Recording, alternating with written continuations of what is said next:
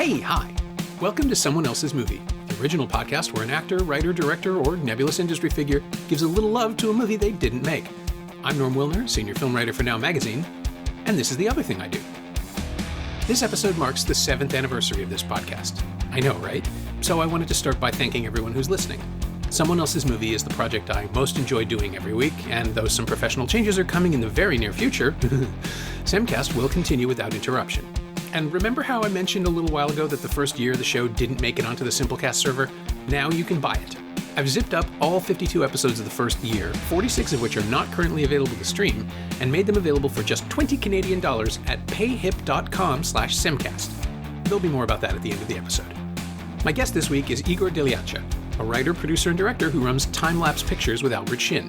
Igor's features include Krivina, The Waiting Room, and the documentary The Stone Speakers. His latest, the Bosnian romantic drama The White Fortress, screens at the TIFF Bell Lightbox tomorrow, Wednesday, March 16th at 6 p.m. as part of Canada's Top 10, and it drops for rental on digitaltiff.net March 25th. It's very good, and you should check it out.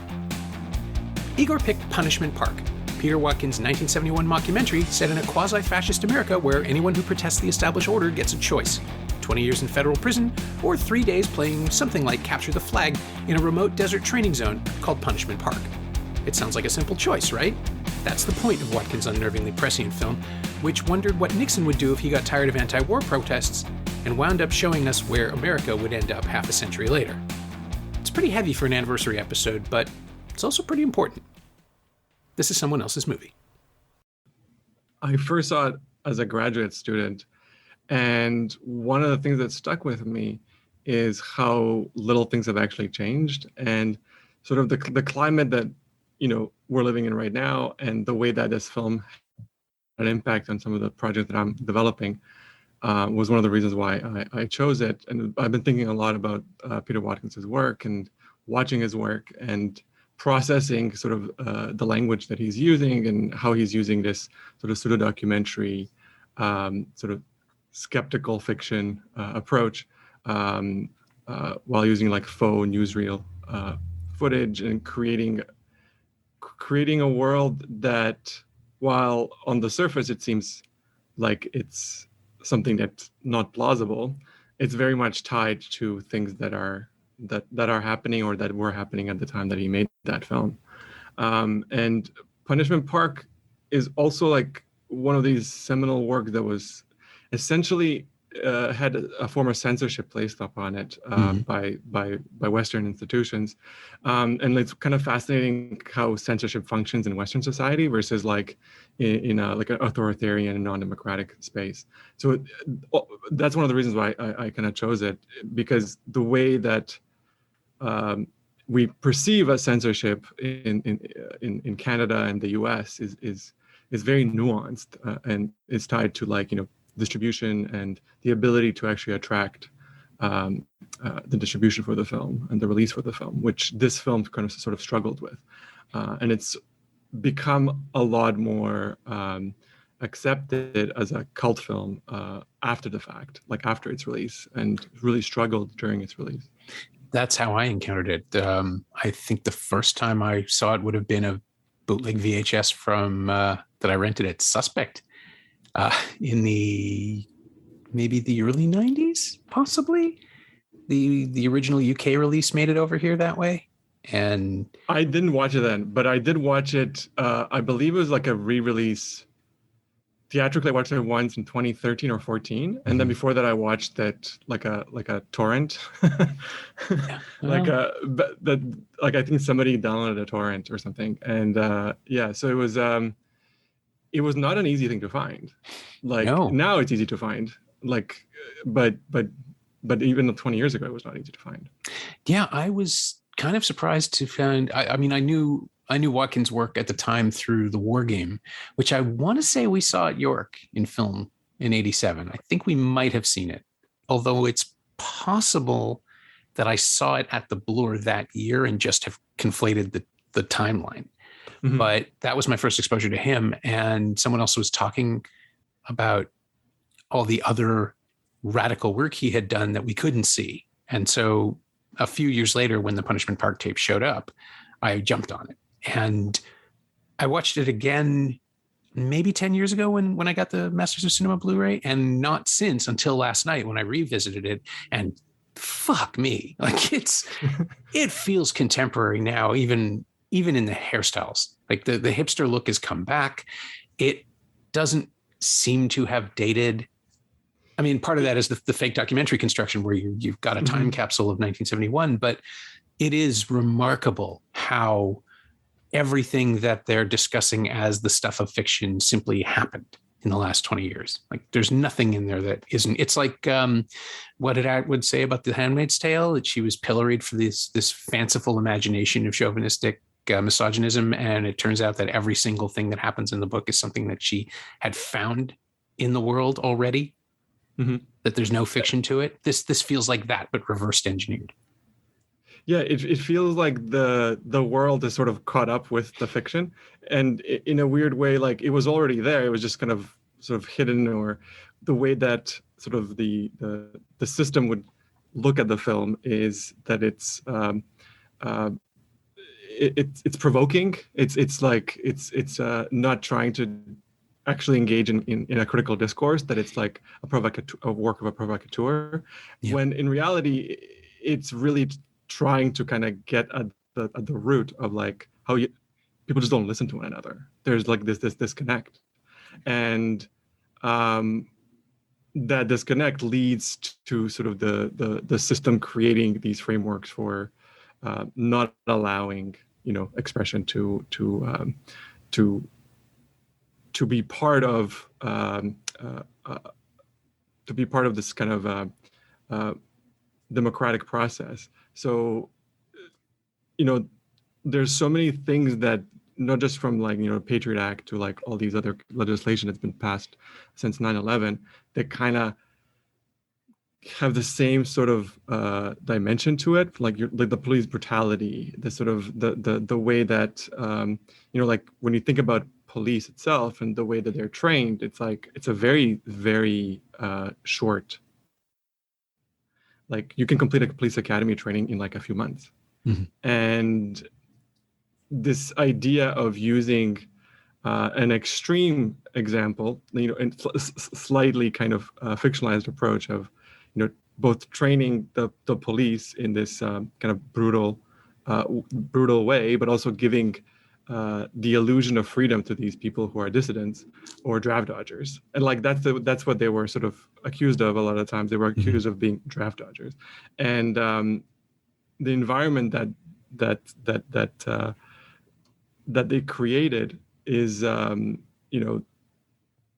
like we have to examine the way that the system functions, the way that we simply do not pay attention to the less fortunate, the oppressed, and from what happened last year, like the George Floyd period onward, like there are images there that are still very much tied to what's happening today. Oh yeah, and the entire film wasn't. Not the entire film, but the trials themselves were inspired by the Chicago 7, right? So you had this mimicry of reality at the time that he made it, which is 71. So like the 69 trials were the kind of the inspiration for some of the stuff that was being shot in the in the scenes that where they're tried. So I find the entire kind of discourse of the film, and like you said, the aesthetic itself, it doesn't really age. Like if you watch a film that's inspired by the film, indirectly, so like The Running Man or any of these sort of game show or like reality kind of show inspired. What was the one, Series 7, The Contenders, that everybody forgot from the early 2000s? It's great. No one saw it. It just went straight to video, basically. I saw it theatrically, and it was shocking at how much of reality television it predicts in much the same way that this does. This one doesn't even seem to have the patina of reality TV. It's just one documentary crew, although they never really explain how they're manage to pull it all off. The camera's always there. Yeah, they're just there to document this like new system of like tribunals, because there's too many people that are like not patriotic, that are like anti-insurgents or draft dodgers. So like they have these like people's courts in a way. So like they take him in a tent, and then they either have jail time or they have to run through this course that's used as a training ground for the police. Yeah, that's the most cynical thing about it too, is the idea that it's because of it. There's this little snippet of dialogue or a voiceover from a radio broadcast or something we hear early on about how they've commissioned 100,000 new National Guardsmen and police officers as a result of the unrest and uprisings. So this is how they train those people to give them dirty, filthy hippies and hunt them for 3 days, which is basically just a green light for sadism and an abuse of authority, and everything else that would go wrong is exactly what happens, because why wouldn't it? Yeah, that's what I mean. It's like, it's not even speculative fiction in the, wow, wouldn't it be weird if? It's just pointing at the thing and saying, this has been going on all along. Yeah, people like kind of hone in on the idea of like the act of the chase. That was the problematic kind of stance. That was like why it was so provocative. But like that's just a sort of like a function of its like fictional sort of structure. But everything else about it, it just feels like you said, like more current than ever. And like a lot of Watkins's work even before this dealt with similar kind of setups from like Gladiators had like a similar kind of approach. And in terms of like this kind of this snippet into reality of like almost like a game show kind of aesthetic, where these different powers are pitted against each other. And one of the things that I think kind of, which is what happened in his filmmaking, which is interesting, is he kind of moved away from this very provocative approach somewhat. Like after he made Edward Munch and like he kind of went back to it with Commune, but there was this inability to find distribution, like find outlets that were actually willing to engage with this kind of work, because it had this sort of faux doc aesthetic. And I find that very troubling, right? And we think that we live in a free society, but we only live in a free society insofar as the sort of the tastemakers or the tastemakers, the taste samplers decide that this is justified part of discourse, or like this is art. And then like when that doesn't meet somebody's standard, it's just sort of like shelved. The hostility in the reviews, I read some of the initial feedback from Cannes in 1971 when it played there, and I think it was Jonathan Rosenbaum who said that it was like a screed, and there's just no middle ground, left and right portrayed as opposite extremes in monstrousness. And it's like, I don't know what you were thinking about the left-wing characters in this film, but they're not monsters. I mean, you can say they're polemicists, but that's because they're being forced to articulate their beliefs against people who don't accept them. And the hostility directed at the films, like, people shouldn't see this movie. I don't understand that at all. I think, I mean, like when you think about like the kind of press that people are getting at the time, like the sort of the way that stories are sort of they're sanitized, right? Like the stories, like the way they're sanitized today, they're sanitized from their super kind of critical aspect. So I'm not surprised that sort of a very kind of mainstream group of critics would find this film too provocative or too out there, too extreme in terms of how it looks at these different positions. And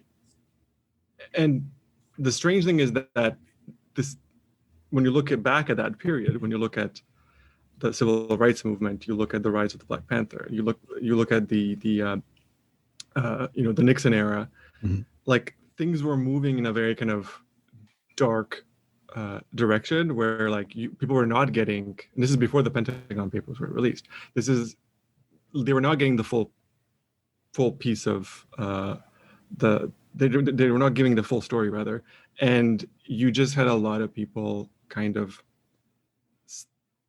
only listening to some of the veterans and some of the activists partially, like with they weren't like the consciousness of the country wasn't entirely buying it. And I find that the film in a weird way kind of made him reconsider how he is going to approach his next project, in precisely because you couldn't get through like this kind of work is being like you have to find a more sanitized way of approaching the masses, or approaching distributors, cinematics, etc. Otherwise you're just making something that's not going to see the light of day. And I kind of encourage people to like really check out this filmography, because it's sort of like a fascinating example of somebody that's really pushing the boundaries of the medium, but is getting a lot of flack for doing so. Because whenever you're doing something like this, you're going to be in trouble. I mean, he's not saying anything complicated. He's just saying that American democracy is in itself a fiction, right? That the characters on the tribunal, all the authority figures, they're simply repeating these weird, hysterical, McCarthyist hypotheticals. What happens? What if they come over here? What if the communism comes? Yeah, like what if the communism comes here? Then, and it's just such an abstract concept that it's impossible to argue against it. But the prisoners, the detainees, I'm trying to figure out what language from the present day is appropriate, because it is basically an extraordinary rendition situation where these people say they were grabbed off the stage at a poetry reading and yanked into this situation where now they're surgeons, right? Like they're like against the like the McCarthy era rules that were passed were sort of like a preamble for what they're going to do to these people. And they in turn just they found reasons why they should be incarcerated, right? Yeah. There's also a throwaway line about how they're doing this as a preemptive measure against the possibility of them aligning with a plan to overthrow the government. So they haven't done anything yet, but they might. It's like a Minority Report kind of situation. Yeah. Yeah. And Guantanamo is like predates Guantanamo Bay, right? Like even though Guantanamo Bay doesn't have like a people's tribunal, it doesn't have complete it doesn't have the ability to have the legalities, because there's like a special sort of provision placed upon what kind of punishment is going to be going on here. Like this punishment is rendered without due protections for the people. Right. So, and like there are like various kind of tribunals or systems in place, even in the US, that function this way. Well, it's all extrajudicial, right? I mean, they simply call it that, and then that somehow makes it okay. Like my favorite one was the construction of free speech zones in 2000. So people could protest George W. Bush in a specific space where you were allowed to speak freely. But after that, they just simply had to accept that they weren't going to be allowed to do that. And it was just this quiet little bit of fascism that they just dropped down. The Republican National Committee just made this a thing. I think it was before the election. I think it was during the Republican National Convention where they did this. And it was just so that none of the delegates would have to be bothered by the shouting. Just, a couple of blocks away, you can protest as much as you want. And the fact that everybody just sort of went along with that paves the way for everything else that goes wrong. Like this tiny little incremental step where you don't realize just how much damage you're doing to literally everything, the Constitution, the Bill of Rights, the fabric of American society. And of course, that's after however many years of Fox News and sovereign citizen horse shit and all the things that have metastasized into what it is now. But it's all here. It's all in Punishment Park. You can see all the seeds of it, even though the people who are the most radical are the ones in government who are engineering the situation rather than the people who call themselves radicals who are trapped inside of it. And the way it's engineered is it's like a state of emergency, right? Like this constant maintaining of like a state of emergency. Mm-hmm. And like one thing that is kind of alarming is when, you know, this concept of like this constant war, right? This phenomenon of constant war in the U.S. politics and sort of like the NATO allies, where they, because of the military-industrial complex, they need to engage with this approach. But if the people are, you know, get too out of hand and they are aware of what's going on, the need for constant war sort of dissipates. So you create like these emergency measures in order to control dissent, right? Mm-hmm. Like you see that like in the U.S., like on a basic level, like just like the way that military grade infrastructure is being given to police. Yeah. And you see it through just the way that there's like, you know, there's like massive, you know, misinformation campaigns against all sorts of, you know, from Democracy Now! Being subjugated to like all sorts of like conspiracy theory level accusations to like other left blogs and other left kind of organizations being kind of lumped together with this kind of fear mongering. It's kind of the one thing that's kind of bizarre about this entire film, like in the sort of current model, is the sort of the distraction industry. And you know, like this is happening, but like at the end of the film, you're sort of told by the people that don't allow them. Can we spoil the film? I think we might as well. Yeah, it's might as well. Everybody. Well, I was going to say everybody's seen The Running Man, but I always forget The Running Man changes the ending of the novel to have a happy ending. These movies don't have happy endings. That's right. Or these stories don't have happy endings.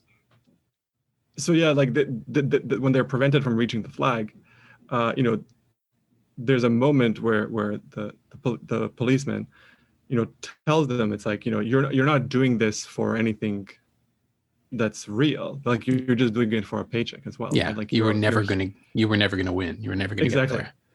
And apart from never get there, but he also accuses the cameraman, which is the cameraman, yes, Watkins. Yeah, he accuses him of like, oh, you're just doing it as a, you know, you're doing it as a professional to get paid.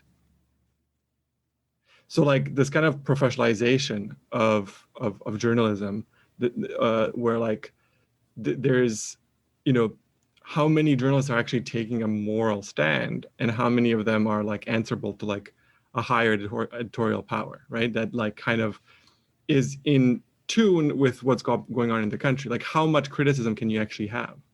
And that is sort of the alarming trend, right? Like when you see, you know, mainstream newspapers from the New York Times, you know, creating the mandate for the war in Iraq, right? Like they actually helped like rally the troops, and like they were the drum kind of they provided the drums and the for the steady march.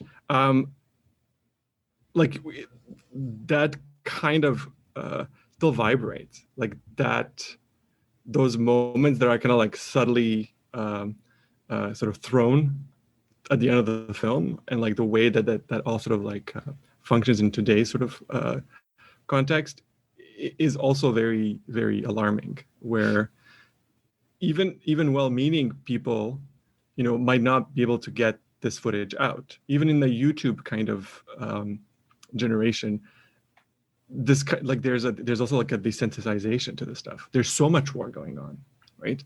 The wars in Yemen, you know, the war in Syria. This constant war is almost creating an outlet where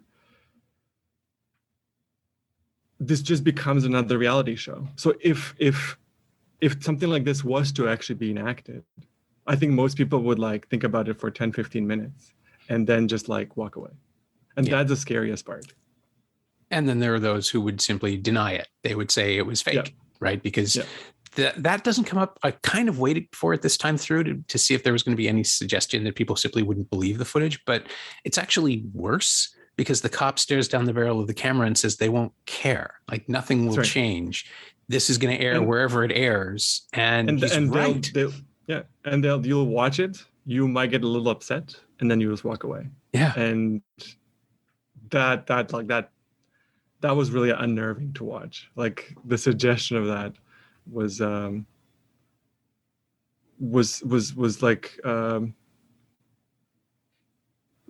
something that I didn't like. I rewatching it about a week ago. It's something I did not anticipate that they would hit the way that it hit. It's like, oh, and this is like, I think the last time I saw it before that was like 2014, and the world's changed so much since then. Yeah. And it's like you watch it every 5 or 6 years, you start to kind of thread the needle of like what he was sort of engaged with and how you could observe the way that, the way you manufacture consent, the way you create these extrajudicial bodies and how they function outside of the parameters of the actual Constitution, and how the Constitution in many ways is a joke. It's just sort of there to kind of function as a stalwart for powerful people getting away with things, and then like telling the people the Constitution is still there. So the thing is, like, the one criticism that the film also has is like it doesn't provide enough space for like the subtlety. But the irony is that the subtlety has kind of has disappeared even more in a weird way. And that's the thing that was alarming. I kind of reckoned with this idea. It's like maybe it is like a little too extreme, right? But it gave agency to the leftists in a way that, they're not all the same. Not all of these insurgents are the same. Yeah. Some end up confronting the cops and going on like on a shootout. Others try to be kind of believe in that the system will prevail, that they will be able to kind of reach the flag and have their freedom.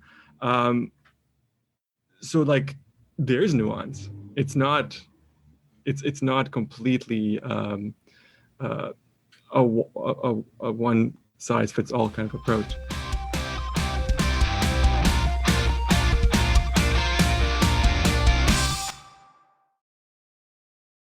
No, I mean, the first thing, I don't want to call them contestants, but the first thing that the course runners, once they're in the park, the first thing they do is break into little discussion groups and try to figure out a strategy and immediately start disagreeing with each other. While the voiceover it's not funny, but it's witty, the way that Watkins' voice just comes in and says, there's 1 hour before they're pursued. There's 50 minutes before they're pursued, and they're still fighting over morality. Right. It's irrelevant, but they're still trying to do the right thing and debate. And you can't help but think of the classic Democratic move of the Democratic Party just arguing over procedure while the Republicans just set things on fire because that's the only thing they know how to do. And all of that is here. It's all happening in Punishment Park. The authority is absolute and unrestrained, and they're just waiting for the moment where they get a green light. And I remember the second time I think I saw it, my stomach dropped when I realized the police were getting into their cars, because it just didn't occur to me that the first time through I didn't watch. I guess I was just so overwhelmed by the experience of the narrative that it didn't occur to me. And the second time through, it's just like, oh, of course the police can drive after them. The 2-hour head start is meaningless in the desert if you have a car. It's just an additional level of cynicism that Watkins bakes into the concept. You don't even think about it. I didn't even question it the first time through. Yeah, I think in part it's because there's, I think the images that we're like, kind of been given in the last like a few years, like those images of the police kind of make us stand up even more, because like it's one thing to like in the 60s and 70s when like the sort of so-called like hippies and the flower children were the activists were the targets of police brutality, along with like, minority groups, especially people of color. Now it's like, activists, environmental activists, indigenous activists, people against the pipelines, right? Yeah. Like Black Lives Matter activists. So the same images are now being kind of used. And when you start hearing, police unions talking about reform, it's like it's in the public sort of domain for a very short period of time, and then like suddenly nothing's happened. Like nothing's really happened. So like the might is right approach, this idea that like no matter what is done, the state is on the side. Like the state needs the police doesn't need the state. Yeah. So and that's kind of became like to me as well, like that became so apparent in the rewatch, in the way that they just know that they're not going to be held accountable. This unfortunate and kind of depressing thought that's perpetuated throughout. Yeah, I mean, if they're in a park, then they're there to play, right? Like it's a playground, and they can do whatever they want. They're the bullies, obviously, but they're the idealized version of the army that's away in Vietnam or Cambodia or wherever it is that's happening in the course of they only ever say Indochina specifically. Cambodia is heard mentioned once or twice, but whatever's going on, they're the representation of it here at home, and so they're the heroes no matter where they go or what they do. Even the one kid who at the very end, the young National Guardsman who says it was an accident, he didn't mean to do anything. Everyone around him starts telling him he was right and it wasn't an accident and he shouldn't apologize. And the rank and file thing where they just close around him and start bolstering him up, that's so practiced and so easy that we know immediately that this isn't even the first time that's happened today. That's right. And like I come from a country where that kind of mentality, where like that young kid who sort of like, I didn't mean an accident, like the gun went off, like I was, they were coming at me, and like the other people trying to kind of console him that, it's not your fault, they were not listening to orders, blah, blah, blah. Mm-hmm. So this is sort of like my kind of childhood in a weird way. Like when the wars happened in former Yugoslavia, there was this kind of like move when people would, enter into, a militia, that they were like very quickly kind of made to kind of follow the sort of very, very problematic genocidal policies of their leaders. So like seemingly innocent youth, and in the way that kind of manifested itself. So like this film to me is sort of not an indictment of the US, but just, just any kind of systems that kind of make, young people with, who want to serve their country or who are there in kind of any kind of capacity, how that service is often going to be at the expense of your own kind of moral integrity, right? Like when you don't think that war is justified, when you do not think that like this approach has much meaning or contribution to like protecting your society, you need to kind of follow that the sort of the system and what is told, and not object, because any objectors are seen as unpatriotic, right? Yeah. And this like you see it like in Stanley Kubrick's film Full Metal Jacket, you see it in Jarhead, for example. Yep. This indoctrination that happens on that level, and in this film it's like just through that one scene, like you said, where that becomes completely apparent. Yeah, and Watkins understands economy as well. He's working with a tiny budget and a tiny window of time, although they shot it over 3 weeks, which I found really striking. But they rehearsed it a lot, right?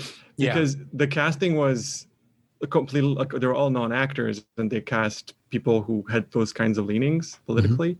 So I believe that when they he talked about this in the director's commentary, when they did the rehearsals, he realized that some of the stuff that he had written was no longer necessary, because what their beliefs were even more authentic and more interesting to explore. So like there was like complete collaborative approach where like a lot of the text and the dialogue was improvised, and the people were essentially sharing their beliefs, like the people that were accused, they were awaiting trial. They were essentially sharing their beliefs about, contemporary U.S. system and, their own kind of struggles. So you essentially had like documentary subjects that you were trying to, create fictions from.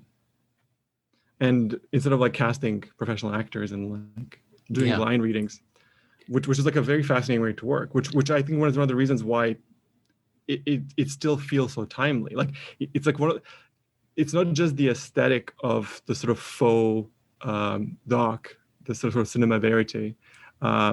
It's also the approach that he takes with the performance, that, the kind of stilted deliveries that when you rewatch some of the films from that era, that they sort of embrace, the overwriting, right, that happens sometimes. You don't feel that here. No, and it feels completely naturalistic, even among the bureaucrats who are stiff and mannered and practiced. It works for them because we understand that this is just something they do every day. They just go through this ritual of asking questions they already know the answers to, or they think they already know the answers to, and they're not willing to hear anything else. And it's all about the procedure and the appearance of being considered and thorough, when there's really only one way this can ever end. Yeah. And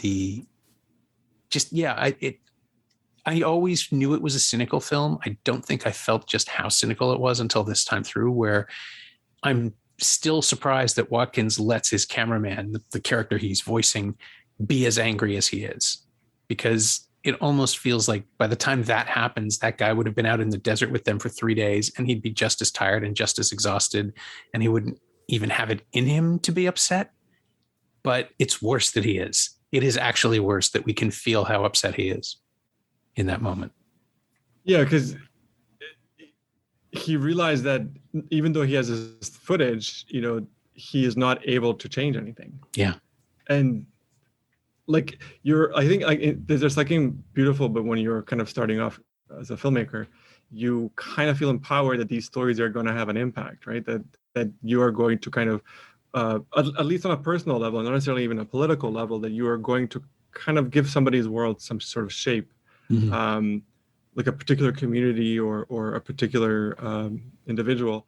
And you realize that often people are sort of like stuck in a pattern, and moving that needle is a lot harder than one sort of like faux documentary on or a real documentary on a given topic, right? Yeah. However well-meaning it might be, or however shocking it might be, because how many things had to come out for the Vietnam War to actually end? It's like it's insane. Like how many marches you had to have, how many hearings you had to have, how many it was only like towards the end of it, with like the release of the Pentagon Papers, that things sort of started to move towards realizing that it's an unwinnable war, and that the entire apparatus of that war was just to wage the war. There was no reason. It was just like, we need constant war. We need young people to be in the military. We need people to toe this line. Like we need, that's like one thing that's the film never deals with directly, but that's sort of there, like this idea that he even asks, like one of the accused asks the trial leader, it's like about why we fight, and the guy couldn't even give an answer. No, he falls back on the to stop communism, to keep us safe. That's right. And again, that was the Republican Party's talking point in 2004 about Bush. He kept us safe. It's like, he was president on 9/11. He didn't do shit, but that doesn't matter. It's what you say now. And there was a moment too, I realized, when the cops are playing with their Magnum, with the 357, he says that this thing can bring down a rhino, and immediately follows it by saying, now, I don't know when I'm ever going to see a rhino, and I probably never will. But if I do, I want to know that I can bring it down. And it's just this moment of macho American dick waving that is exactly why the police have up armored tanks now, because just in case. And that became the Cheney doctrine, right? Like, if there was a 1% chance that a country could have nuclear weapons, we have to treat it as though it's a certainty and destroy that country. That was part of the justification for the Iraq War. And it's just part of this red-blooded American mythology that the Republican Party has co-opted and taken ownership of, that is still, like, it leads directly to the Tea Party. It leads directly to Trump. It leads to the anti-vaxxers, the idea that the Mavericks know better. All it takes to stop a bad guy with a gun is a good guy with a gun. None of this shit is true. None of it plays out ever. And people cling to it because it gives their lives meaning, because they get to imagine themselves the heroes of their own story. I mean, I'm sure the cops all in the film, in Punishment Park, the police officers, maybe not the National Guard, because they're better at taking orders and moving as a unit, but the individual police all seem pretty sure that they're going to be the ones who avenge whatever thing probably didn't really happen, but they think happened. It's just the way that the paranoia feeds into itself over the course of the movie, so that atrocities are inevitable because they're in fear for their lives, even though they're the ones with the guns. Yeah, and like that you kind of had like a really good point about sort of like heroes in their own story. Like this drive towards like this extreme individualism, right? Mm-hmm. Which is sort of like the tenet of like the founding of the United States. Yeah. But it's like we have to like be understanding of like the individualism that they were talking about is the individualism of white men, of land-owning white men, and the individualism did not extend to other peoples. Like that came with a lot of struggle, like from like women's suffrage to like the Civil War itself, to like the civil rights movement. Yep. And it's still an ongoing thing. So it's just manifests itself as, you are a hero in your own story if you protect the American dream, and the American dream is essentially this like the celebration of individuality, at the expense of what exactly? Like, do you ever ask yourself that question? But I would kind of move that back a bit. Is that I wouldn't just accuse the Republican Party. I would accuse both parties of participating in this kind of behavior in the U.S. Like, I don't think that you have a proper left in the U.S. You have wings of the Democratic Party that kind of try to move the conversation in a more healthy kind of discourse, but it's still not a very powerful wing of the party. So you're still like this kind of approach to the building of sort of the American doctrine is something that both parties participate in. Both parties depend on funding military contractors in their respective areas. It's not a problem that's like ideological. Like, if Eisenhower was a Republican president who warned people about the military-industrial complex, and like, I'm not exactly sure what he saw when he warned people about that, but this need for constantly using your own people as vessels to engage in war, to kind of shepherd your whether it be your product and your goods, your influence, making sure that the American dollar is the dominant currency, like all these things that Watkins kind of deals with in other films, are kind of part of the framing. that's going on here. And it's not simple as like, Democrat, Republican. I think it's like it goes deeper than that. It goes like, before you even choose your party, you kind of believe in this. Yeah. Well, I mean, it's true. The two-party system in the States does not allow for any real radicalization of anything, just because you have to be just moderate enough. You have to be perceived as just moderate enough to steal just enough votes from the other guy in order to win. But yeah, Barack Obama didn't bring down the military budget a penny, as far as I'm aware. There was no further development. They stayed in Afghanistan for the whole 2 terms and did nothing to change the course. I mean, he made the country better in some ways, but didn't deviate from the stuff that Bush laid down in 2001 and 2003. It's it's awful to constantly hear that the Democrats are a center-left party when you have to accept that the center has moved so far to the right because of the way the Republicans have shifted it. Exactly. So it's like the Democrats today are like the Republicans of like a different era. Yeah. In terms of like the their 50s, engagement. maybe. They're 50s Republicans, I think. Maybe a little less racist, but that's about it. So yeah, it's alarming. Where, I mean, the conflation of left and right is probably going to like disappear a bit once like climate and other considerations come into play. But what one would imagine, but it's not like a trend that seems to be evading. And if anything, the way that communications works today, like people are even more desensitized to it. So like he was onto something. Like Peter Watkins was really onto something when he made this film, and it still lingers. It's like one of these films that kind of haunts you. Like it's not a film that like aesthetically is tied to anything I do, for example. There is a documentary that I'm trying to make about Bosnia and the sort of the inability for that country to kind of find coexistence together, that uses that approach. But it's one of those films that I think has kind of made me very aware of the censorship industry of our like of Western countries. Just a lack of interest in something like that from funding agencies, that sort of thing. Like funding agencies from if you are overtly political, like you can't get films distributed, right? Like if your films are tackling any kind of topics that are deemed offensive to some, potentially, right?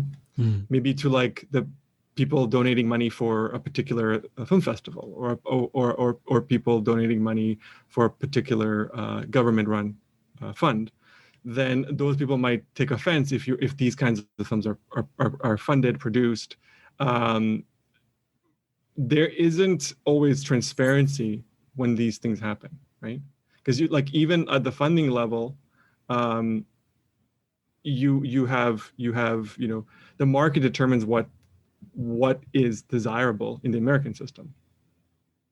In the Canadian system, you have various juries, but the jury sometimes could be blocked by administration, right? So you have so many different kind of parameters through which work can be censored because it's deemed too radical or too or tasteless. Like for somebody, it's like what's the difference between radical and tasteless, right?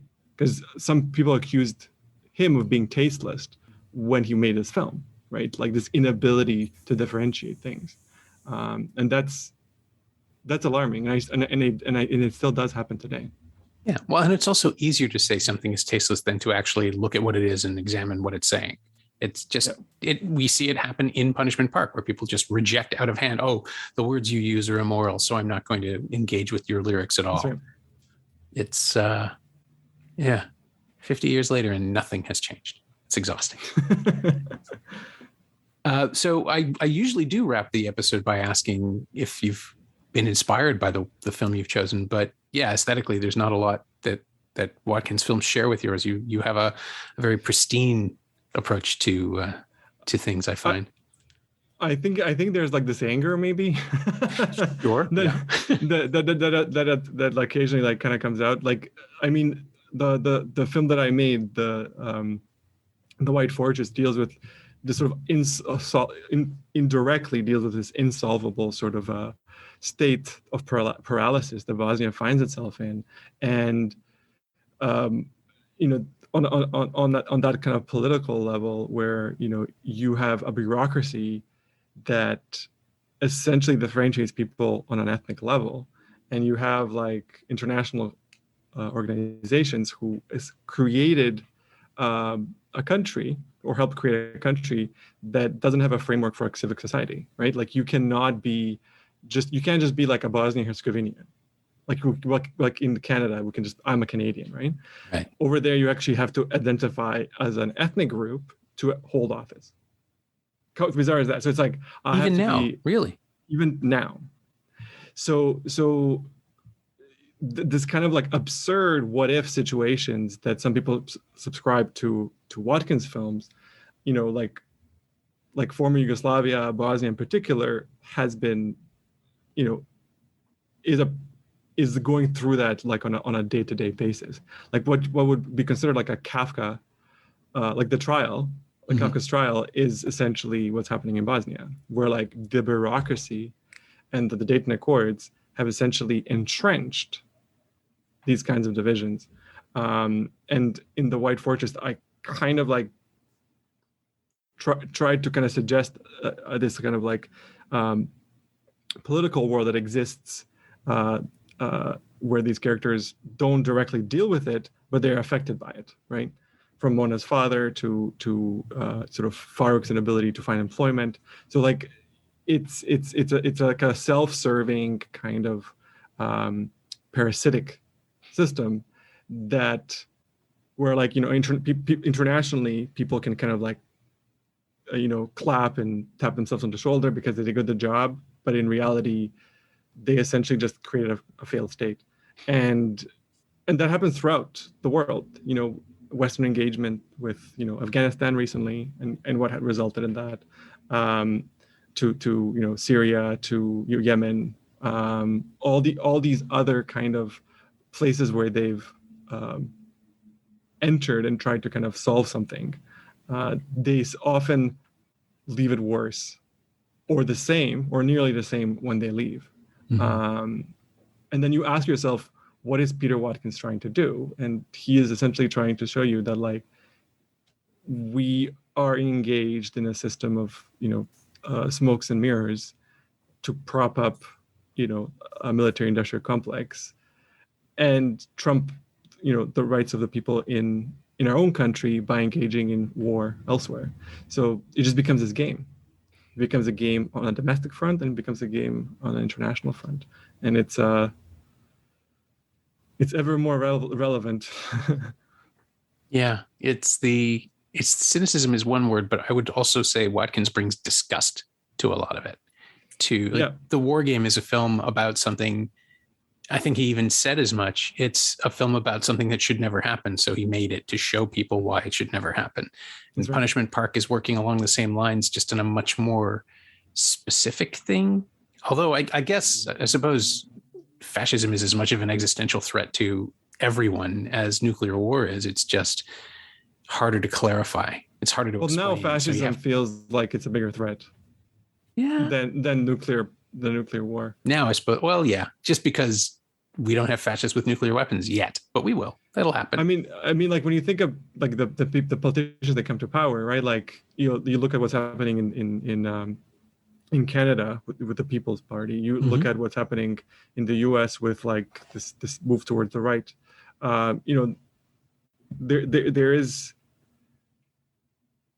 There is like almost like a softening. It's like Trump's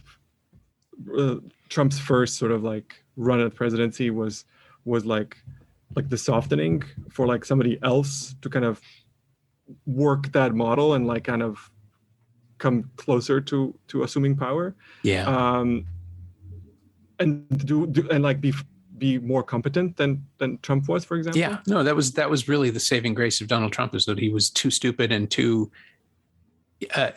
just inconsistent, right? He got distracted easily. If he'd really applied himself, he could have done some serious damage.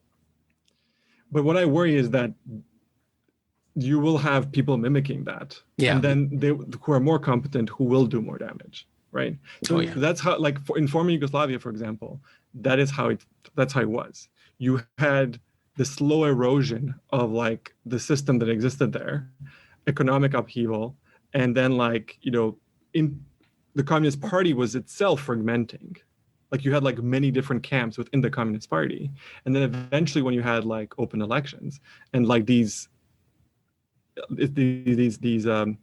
frictions within the Communist Party could come to like, could come out in the open, then, the slow sort of, the slow move towards, engagement and, ethnic and civil confrontation became the norm.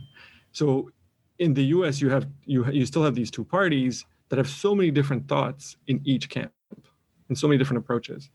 And like, if a more dominant one kind of takes root in the Republican Party, which it is, like the Republican Party is more and more a Trump party, even now. So who Trump declares that he wants to support in a particular race often wins. So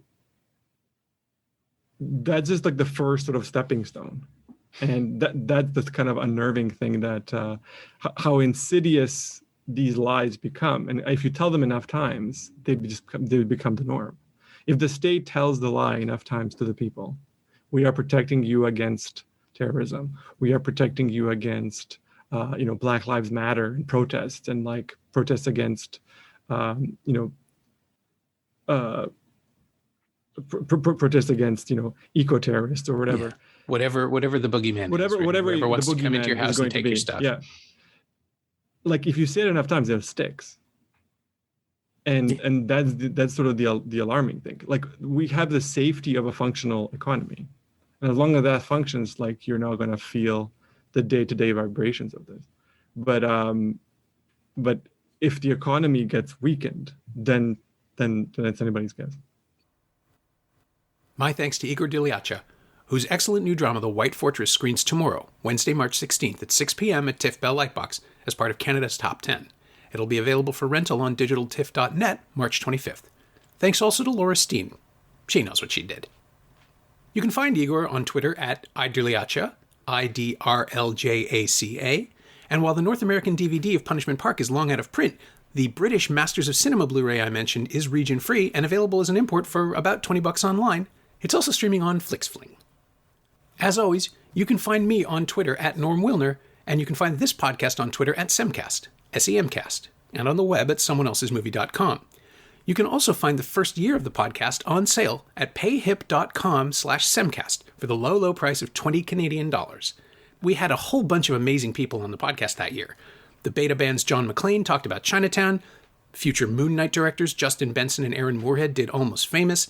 Kids in the Hall Scott Thompson tackled Gentlemen Prefer Blondes. Nelson George came on to talk about Sparkle. Lauren Collins on Obvious Child. Alex Ross Perry on Somewhere. Natalie Merchant on All About Eve. Christian Brune did The Fifth Element and a mildly drunk Christmas episode. Milcho Manchevsky on Amadeus. Faith Erin Hicks on Tremors. Katie Boland on Eternal Sunshine of the Spotless Mind. Blind Spot buddies Aaron Abrams and Ennis Esmer on Quick Change and Three Amigos, respectively. It's 52 episodes in all. It's almost 2 full days of listening, and they can all be yours for, like, literally $20. So help me celebrate a milestone and pay a few bills, and, enjoy them. Our theme song is by The Last Year. If you like it, or the show in general, leave a review wherever you've been enjoying this. Every little bit helps. It truly does. And check out the other shows on the Frequency Podcast Network while you're doing that.